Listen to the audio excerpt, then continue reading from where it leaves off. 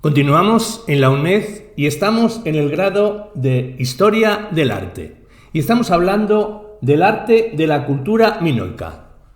Hablemos de los antiguos o primeros palacios de la Creta minoica. A partir de los datos arqueológicos, sabemos que en torno al 1900 a.C. se comienzan a construir en Creta varios palacios de dimensiones monumentales, habiéndose excavado, por ejemplo, los de Cronos, Malia, Festos y Petras. Son grandes construcciones monumentales que implican la existencia de una logística, de una planificación, de artesanos especializados y de una organización de materiales, de mano de obra, además de un alto nivel de complejidad social, basada en los excedentes agrícolas. Este tipo de estructura arquitectónica monumental inspira poder, permanencia y estatus social, siendo además reflejo de la élite minoica del momento. Lamentablemente, las reparaciones y reconstrucciones llevadas a cabo en época antigua en los palacios minoicos limitan nuestro conocimiento de la apariencia exacta de los primeros palacios. Se trata de edificios con un gran patio central, de forma rectangular, orientado de norte a sur, además de patios pavimentados en la zona oeste y de calzadas elevadas con un probable uso procesional. Una curiosa característica es la presencia de fachadas con leves entrantes y salientes que crean un juego de luces y sombras, un elemento con una posible influencia oriental similar a la denominada fachada de palacio, y que se atestiguan en los edificios de los patios ubicados en la zona oeste de los palacios, que probablemente servían de lugares de reunión. Los primeros palacios sufrieron importantes daños y destrucciones en torno al 1700 a.C., probablemente debido a terremotos muy frecuentes en la zona. Algunos de los palacios fueron remodelados en esa fecha y se construyeron otros nuevos palacios, así como villas palacielas de menor tamaño. Mencionaremos primero el Palacio de Malia, cuya planta nos permite conocer la estructura de sus primeros palacios. Pese a las reconstrucciones del complejo hacia el año 1700 AC y después, en la mitad del siglo XV AC, la disposición original del primer palacio se conservó sin grandes cambios. El asentamiento de Malia está situado en una fértil llanura ideal para el cultivo que se extiende en la costa norte de la isla, muy cerca del mar. Allí encontramos un gran conjunto palacial, con una superficie de unos 7.500 metros cuadrados, según los estudios más recientes, rodeado de barrios y casas.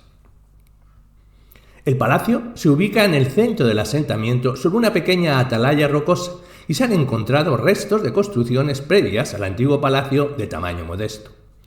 La planta del Palacio de Malia nos revela una planificación previa, destacando un gran patio central con algunos de sus lados fortificados con pilares y columnas, un espacio abierto con un inusual altar ceremonial en su centro destinado a la realización de ofrendas. En el lado este del patio central se ubicaba un pórtico de pilares que daba acceso a la entrada oriental del palacio. En Malia existían gran cantidad de espacios dedicados al almacenamiento, así como talleres.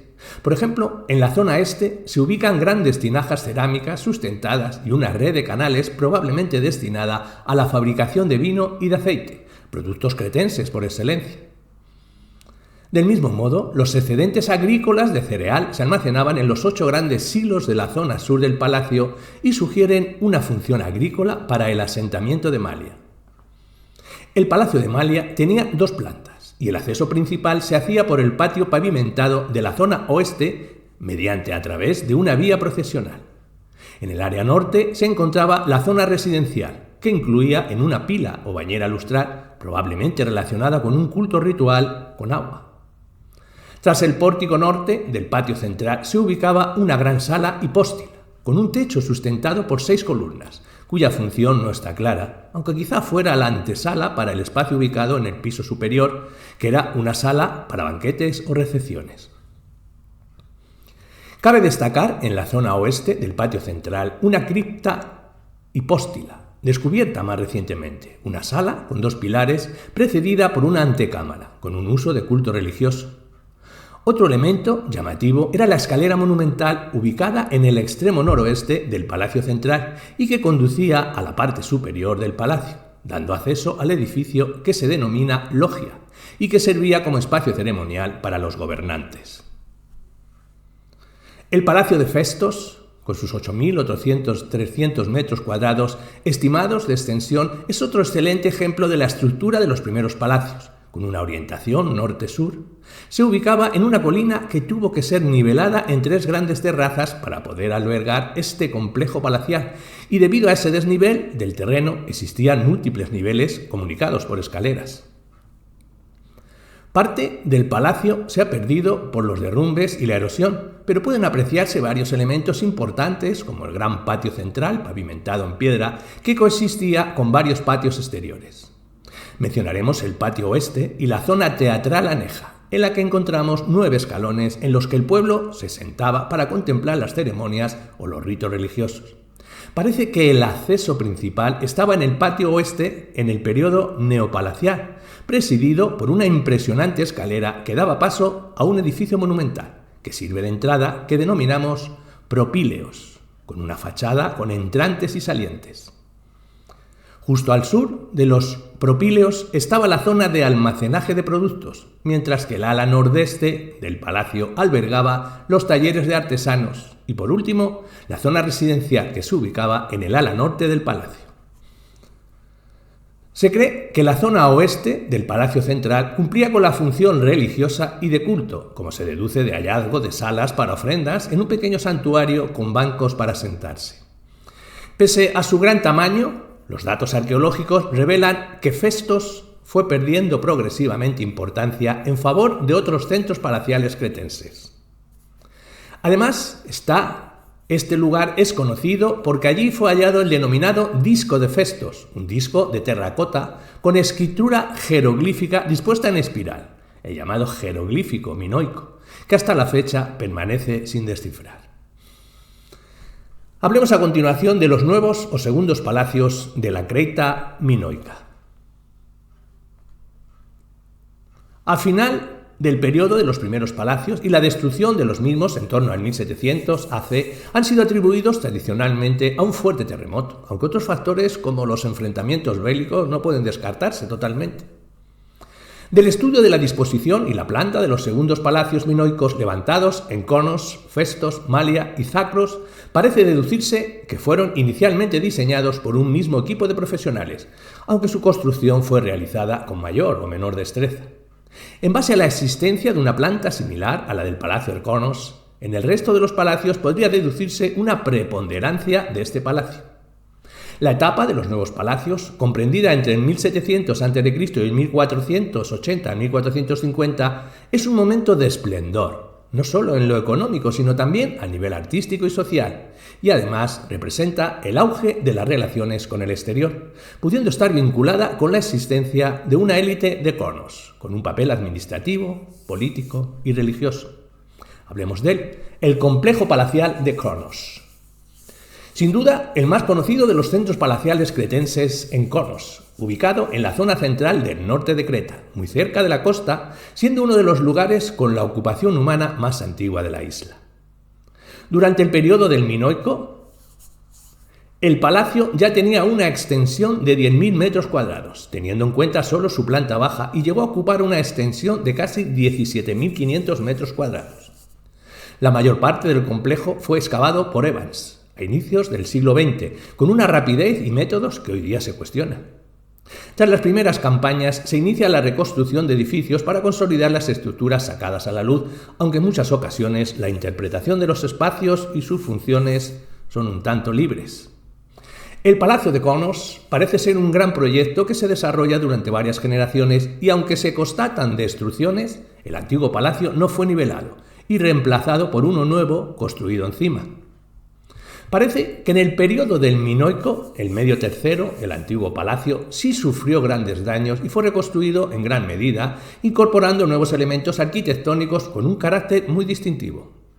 El palacio principal de Conos es el más grande de los palacios minoicos, con 4 alas que se organizan en torno a un gran patio central de orientación norte-sur y que incluyen las zonas residenciales de la élite, talleres, almacenes, altares, salas para recepción y banquetes, y la llamada Sala del Trono. Además de este gran palacio, existen otras construcciones en el yacimiento como el pequeño palacio, la Villa Real, la casa del alto sacerdote, la tumba santuario real al sur del palacio o la vía procesional.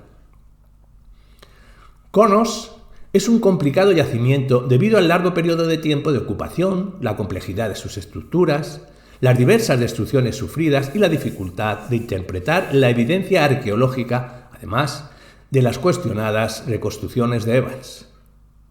Las ruinas que se pueden visitar hoy día corresponden en gran medida a los restos del segundo palacio, y aunque a primera vista puede parecer un espacio caótico y laberíntico, responde a una planificación cuidadosa.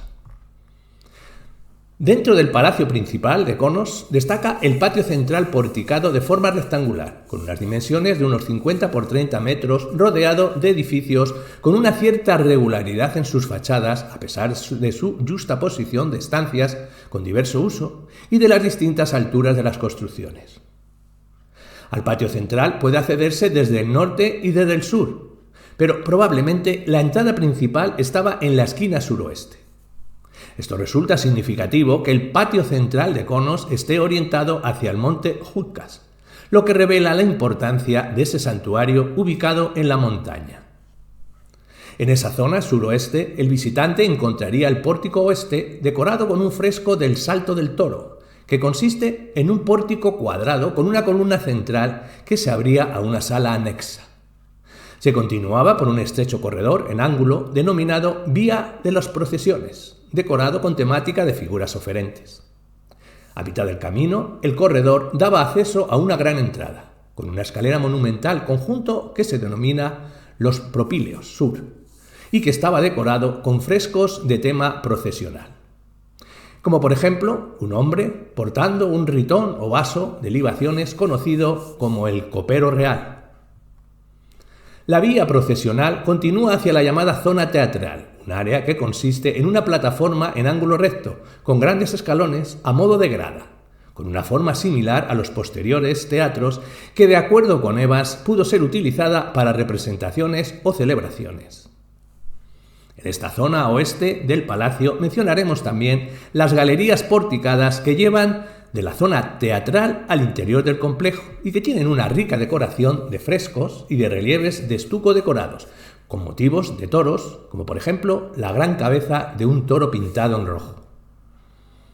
El ala oeste del palacio, dedicada principalmente a zonas de representación y a almacenes, es muy compleja y contiene importantes estructuras.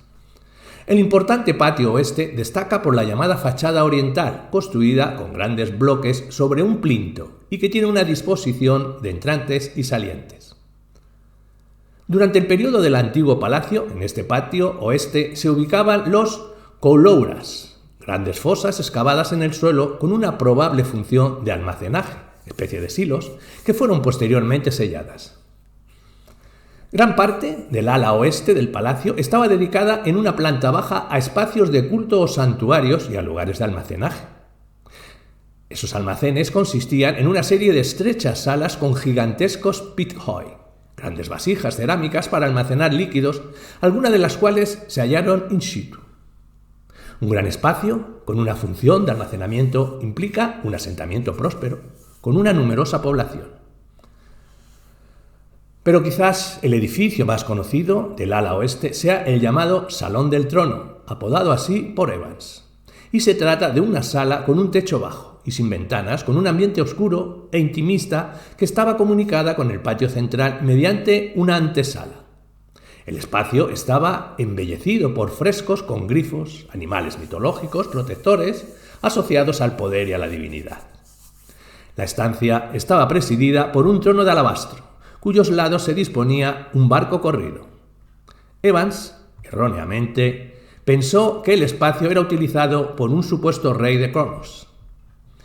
Existían dos salidas. Desde la sala del trono, una conducía a un conjunto de 9 estancias y la otra a espacios de almacenaje.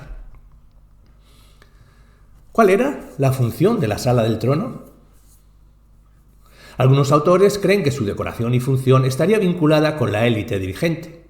Otros creen que la sala no era utilizada por un supuesto gobernante, sino que su función pudo ser religiosa, realizándose allí una celebración del nacimiento de una diosa de las serpientes, encarnada por una sacerdotisa. En cualquier caso, la sala del trono y sus salas anexas suponen un elemento arquitectónico único, solo atestiguado en el Palacio de Konos.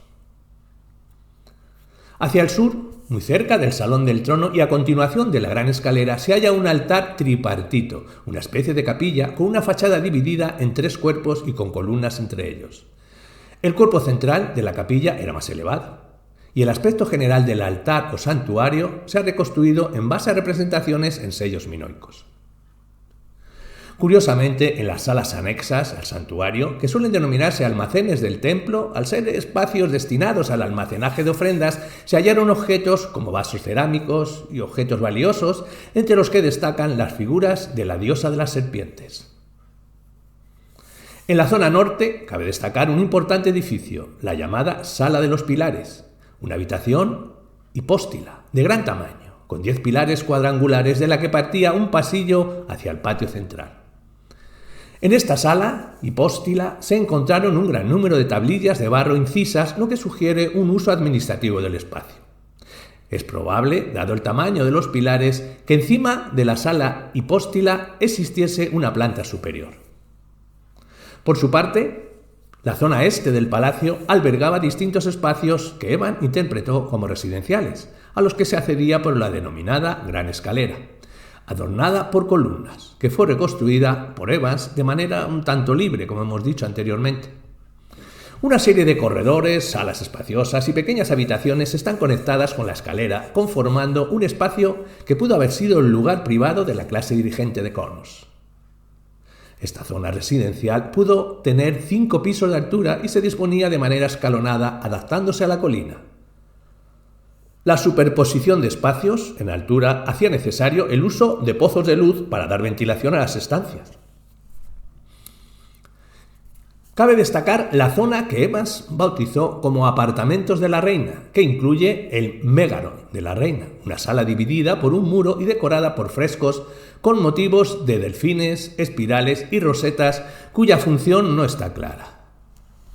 Al final de la sala se encuentra un espacio con una pila lustral que Evans interpretó como una zona de baño de la reina, pero que más bien podría tener una función ritual.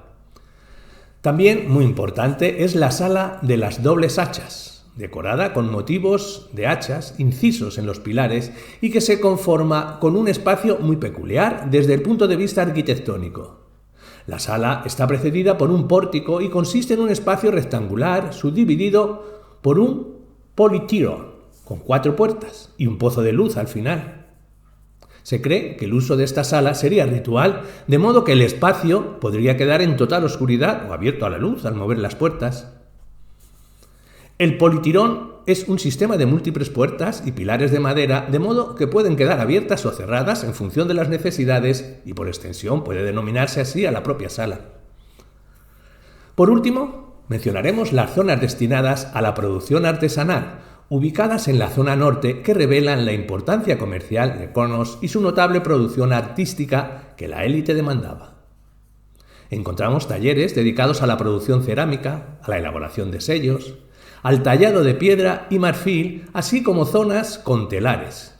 Sin duda, el Palacio de Connors es el más complicado e impresionante de los palacios minoicos, cuyas estructuras están sujetas a continuas nuevas interpretaciones. Y por último, hablemos del Palacio de Zakros y otras construcciones. El Palacio de Zakros es de menores dimensiones comparado con Malia o Connors, pero no por ello menos interesante. Es el más aislado de los palacios cretenses, al ubicarse en la costa este de Creta, una localización que revela una importante función comercial, pudiendo haber actuado como un puerto de salida o llegada en las rutas marítimas hacia Oriente. El palacio, con una superficie de 8.000 metros cuadrados, está organizado en torno a un patio central, en torno al cual se distribuyen distintos edificios. Parece que la entrada principal estaba en el ala norte, conectando el palacio con el puerto mediante un camino y desde dicha entrada un corredor escalonado que conducía al patio central. No se atestigua el patio oeste de otros palacios ni la habitual fachada monumental oeste que daba dicho patio. La zona oeste se utilizaba para el culto y a la celebración de rituales ceremoniales, y en ella destacan una cripta hipóstila, una pila lustral, quizás para realizar algún tipo de ritual con agua, y la llamada sala de ceremonias. Esta gran sala, decorada con frescos, estaba dividida por un politirón y tenía un pozo de luz, con una disposición similar a los espacios de Connors que hemos analizado, cuya función pudo ser más bien ritual. Probablemente en el ala este se encontraban las dependencias administrativas y las reservadas a la residencia de la élite, aunque en ocasiones la interpretación de las estancias esté marcada por las del Palacio de Conos, en esa misma zona. Otras numerosas áreas se dedicaban a los talleres para el trabajo de metales, telares, elaboración de perfumes, etc., con un menor espacio dedicado al almacenamiento de productos agrícolas, lo que refuerza la idea de que Zacros era un enclave comercial. Curiosamente, el Palacio de Zacros estaba separado del resto del asentamiento por un nuevo muro divisorio y alrededor del palacio se disponían casas de tamaño considerable, algunas con hasta 30 habitaciones, dispuestas entre calles pavimentadas, quizás pertenecientes a las clases altas. Un hallazgo reciente, muy interesante para el conocimiento de la arquitectura minoica, es el edificio palacial de Petras, yacimiento localizado en la costa norte del extremo oriental de Creta. Es un edificio con un patio central con orientación norte-sur en el que se destaca el ala oeste con una escalera monumental. Lo curioso de este pequeño palacio, de unos 2.800 metros cuadrados, es que el patio carece de ala este, al no hallarse grandes edificaciones en esta zona. En la construcción del palacio se utilizaron bloques de piedras tallados, combinaciones de pilares y columnas, así como decoración con frescos. Otros edificios encontrados en Creta, con cierto carácter palacial, son los de Archanes, Comos, Monastiraki o Galatas, así como Agia Triada o Gurnia. Muchos de ellos imitan la estructura palacial en menor escala, como Gurnia, que es una especie de palacio a pequeña escala, con la particularidad de que en este complejo apenas no hay espacio para un patio central y el patio de más extensión se ubica en el exterior en la zona sur. En Gurnia se atestiguan elementos característicos palaciales, como una fachada oeste con orientación norte-sur, edificios con 2 alturas, una pequeña zona con escalones de posible función ceremonial o teatral, así como zonas de almacenaje. Interesante es también el yacimiento de Agia Triada, a unos 3 kilómetros de distancia del Palacio de Festos, donde se han encontrado una especie de villa palacial que pudo ser una residencia de verano para la élite dirigente de Festos. Esta villa palacial tiene una curiosa forma, de L, de modo que los edificios se disponen solo en 2 lados de un patio, a diferencia de los patios organizados en torno a un patio central. Pese a su menor escala, en ella encontramos zonas residenciales, santuarios, escaleras, pozos de luz, pórticos y almacenes. En Creta se atestiguan numerosas villas palaciales de este tipo, con edificios de 2 alturas, cubiertas planas y terrazas y balcones, que solían estar próximas a los grandes palacios, pero no se sabe con seguridad si funcionaban de modo independiente a ellos.